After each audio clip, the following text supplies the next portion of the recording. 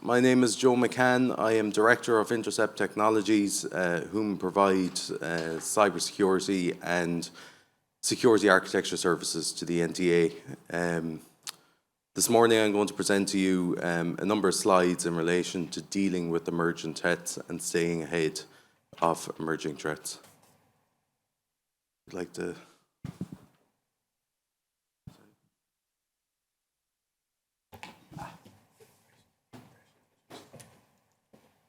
So, just a little bit about the National Transport Authority. The NTA is a statutory non-commercial body established in 2009, which is responsible for developing, implementing strategies to provide high-level quality, accessible, sustainable transport across Ireland.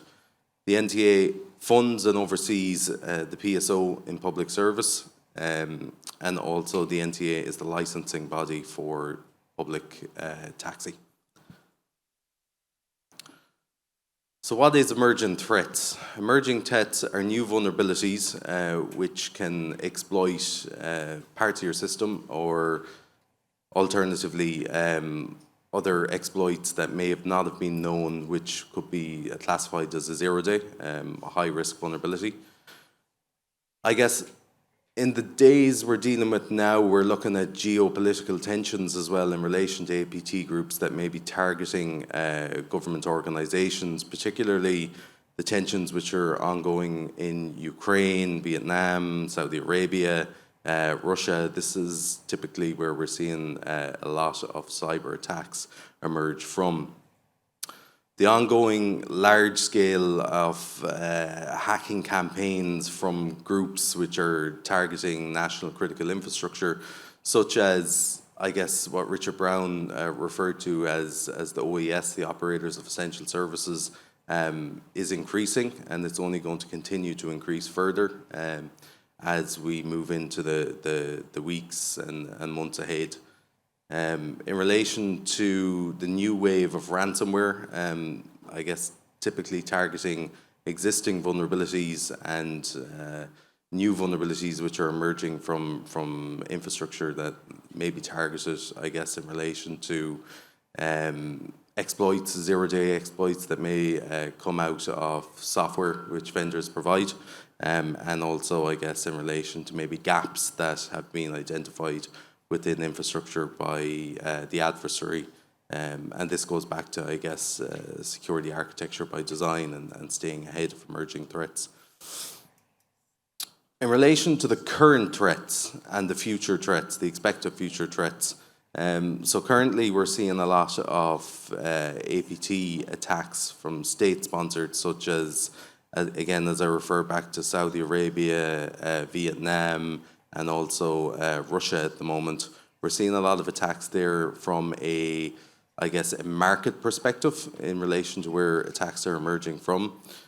I guess if I refer back to the panel just a short few moments ago in relation to phishing, an interesting statistic we get from our cyber threat intelligence function, which we do on a monthly basis, I guess, in relation to statistics.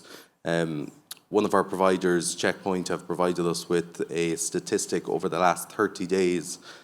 Successful delivery of malware has actually emerged 99% from phishing attacks. So this is, again, your user sitting on the back of a computer, clicking on links and opening emails essentially from phishing attempts, and also spear phishing attempts. Spear phishing attempts seem to be on the rise for OES at the moment in relation to critical national infrastructure and how to target critical national infrastructure. In relation to backdoor attacks, I think this is a very critical risk that we would see within the NTA. I see in relation to, I guess, securing infrastructure by design, security by design, and also looking at infrastructure that is exposed intentionally to the web for one reason or another. And I guess what I'm talking about there, and I can refer back to the HSE attack, which Richard touched upon a short time ago, in relation to securing the technology that we have. And that will bring me on to my slide shortly now, just after this. Hacktivism, we're seeing a significant increase in relation to nation-state sponsored attacks. So if I was to take one group in particular, we have the IT cyber group from Ukraine, which is targeting Russian infrastructure. We also have Russian hacktivists that are targeting critical national infrastructure globally. And we then just have your group of wannabes or opportunists that are targeting infrastructure on a enumeration perspective. So I mean, that's where the current threats are. In relation to the future threats, I think phishing is only going to significantly increase, contrary to Richard's statement a short time ago. I think it's going to get more advanced, more sophisticated in the way it's targeting users. So I think to touch upon the NCC's guidelines there is to secure both your infrastructure but also educate your users. I mean, I would think both of those go hand in hand with each other in relation to security by design, active security, which again will bring me on to my next slide, and also in relation to educating your users. As I mentioned, critical national infrastructure, and that is the whole purpose of the NIS2 directive, and also the cybersecurity NIST framework, which will look to implement security controls around OES, operators of essential services. And I think then in relation to OES, when we touch upon OES, we think about national infrastructure, we think about utilities, we think about transport, we think about a number of services that are available to us from government. I think we need to also recognize that IT is not everything. IT is one piece of the puzzle. There is also operational technology, which is becoming more emerging and more in the spotlight lately in relation to the geopolitical tensions which are ongoing within Russia, targeting power plants, targeting utilities, etc. We need to start looking at industrial control systems and operational technology, how this sits into everyone's IT landscape in relation to any devices. And then I think, as I mentioned, the areas which are, I guess, heightened in relation to attacks at the moment would be Russia, Korea, this being North and South, Saudi Arabia, Vietnam, etc. So I guess, how do we stay ahead of emerging threats? Well, I think Richard and Katie and Mary touched upon them very strongly there in the previous panel. It's all about collaboration. Collaboration with our vendors, which could get our statistics and our indicators of compromise from Checkpoint, Mandiant, Fortinet, IBM X-Force, just to name a few. But there's also the collaboration that we have with our law enforcement. So Detective Superintendent Pat Ryan, Chief Superintendent Pat Lord, and our counter, I guess, in relation to Europol and the FBI. So we have clear and concise collaboration with them through the good work that An Garda Síochána have done in the past 15 years within Ireland in relation to cybersecurity. So I think controls that can be used and are used against cyber attacks, we all know what these are. They're your web application firewalls, they're your next generation firewalls, intrusion detection and prevention, antivirus and malware protections.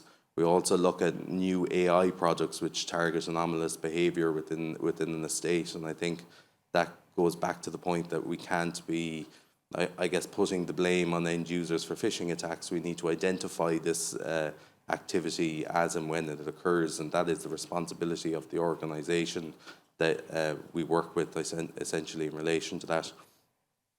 SIEM monitoring, these are your event management tools which will event and alert to certain, I guess, hacks and activities and anomalous behaviour, etc., within the estate.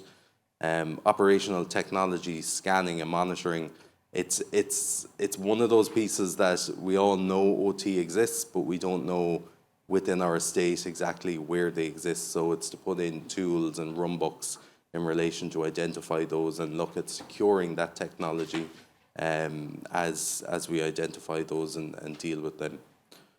I think just to touch on the point, I think that Mary touched upon earlier on, or was it Katie, in relation to third parties and fourth parties. They are one of our biggest risks on the supply chain. So, for example, if we go back to the solar wind hack, which I think we all know about, is to identify any anomalous behaviour coming from third parties and fourth parties. But it's also the responsibility of organisations to, as and when we are granting access to third and fourth parties, is to identify if they have any gaps, they have any exposures in relation to maybe their IP or in relation to the justification reason that they have for entering the estate. So they are all the technologies or snippets of technologies that can be used to stay ahead of threats and attacks. But is that enough? And I guess in the wake of the HSE cyber attack and a number of other cyber attacks, which as we touched upon previously, have gone underreported due to, I guess, the name and shame of those type of activities, is it enough? I don't think it is. So in the NTA, we have established a cyber threat intelligence function over the last 4 to 5 years in relation to, I guess, the lead up to more sophisticated and advanced attacks from APTs. And I guess in the wake of COVID-19, as we went to digitalize the entire workforce function and move the perimeter to home, there was a significant concern in relation to our users working from home and providing the perimeter at home. So I think other type of CTI functions that we've spun up as a result of that is the offensive security. And this is a part of technology and a part of cybersecurity that you don't often hear very much. Is you put in your tools, you put in your controls in order to mitigate against attacks. However, that's not enough. So what we need to do is start looking at offensive security, which is your red teaming exercises against the controls that you have in place, such as dark web monitoring, open source intelligence gathering on our own estate, on your own assets, your own infrastructure, data leaks, credentials, root-based accounts. It's often identified that root-based accounts and admin accounts have been leaked on the web, because what you don't realize is that some of your users may be signing up to websites, or signing up to newsletters, or signing up to MyFitnessPal or something with their organization's email addresses, exposing first of all their email address, and then second of all, as we move in, when they look to set their password, have they reused their password or something similar to that. And then I guess the offensive cybersecurity scanning, which also comes back to the open source intelligence, is to identify any assets, any endpoints which are exposed on the web, to find those before the adversary does, and look to plug those gaps and mitigate those risks.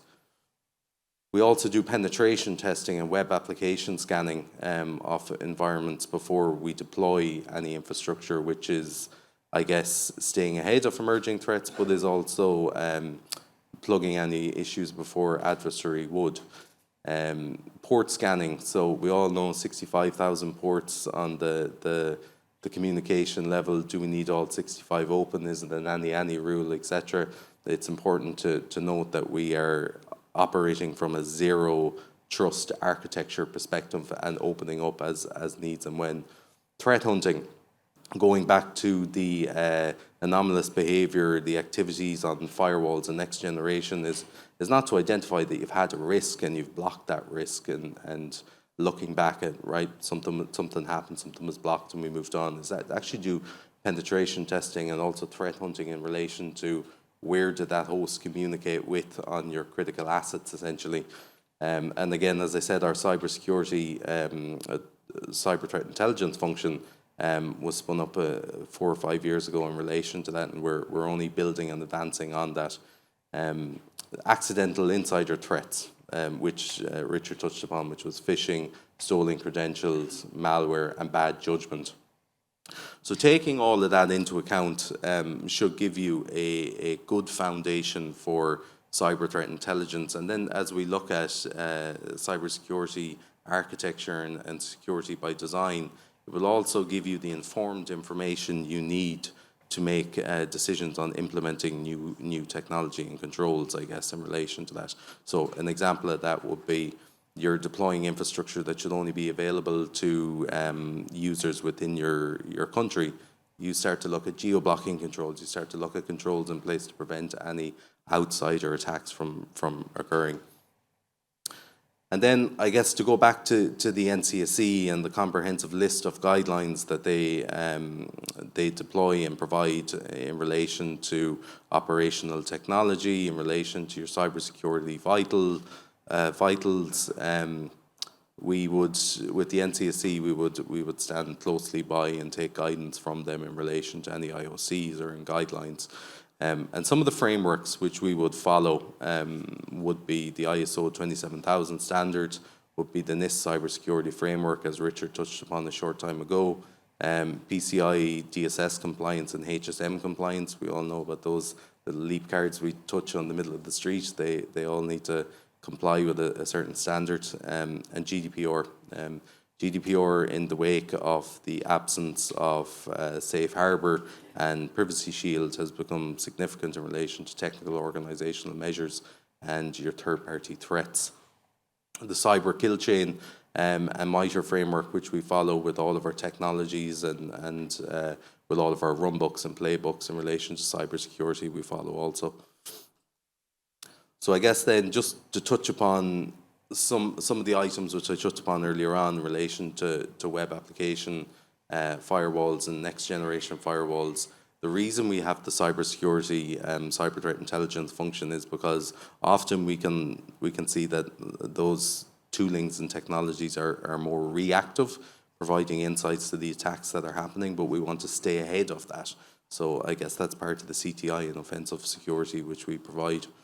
In relation to intrusion detection and prevention, yes, we're blocking signatures. We look at the malicious activity. We look at unauthorized attacks and validating those attacks. However, we would then also look to use our CTI function in order to identify the preemptive and the pre-items that would occur. XDR and MDR in relation to endpoint detection response and managed detection response. We also use in relation to our SOC response and our blue teaming runbooks currently at the minute. Our threat feeds, as I say, come from Mandiant, IBM, Fortinet, Checkpoint, etc., just to name a few of them. I think the whole purpose here of having these is that we stay ahead of as many signatures as possible. And then in relation to the dark web monitoring, so often these are buzzwords, and how do we actually do dark web monitoring? Well, we look at the dark web forums, we look at chatter in relation to our SSL tags, which would be keywords, and any references which would be mentioned, maybe the region of Europe and Ireland and Dublin in particular, so we can also report back what we're seeing to the NCSE in relation to our CTI function. And credential leaks, as I mentioned, and we would see a significant number of credential leaks within the database we have exposure to. I think it's about 6.5 billion currently at the minute, which is almost every user on the web, or on the planet rather. Our OSINT as well, our open source intelligence gathering, to look at ways of enumerating access to infrastructure, to look at the discovery and due diligence of any infrastructure which may be on the web from a production perspective, or may have been deployed in relation to accidental deployments such as UAT and development environments as well. UAT being test. And finally, I think one of the critical functions that all heads of security and heads of IT and CISOs and CTOs, etc., experience today is building the security landscape in by design. So security by design, privacy by design, and intelligence by design is key to deploying critical national infrastructure and any assets which you may have on the web. So I think that's all from me.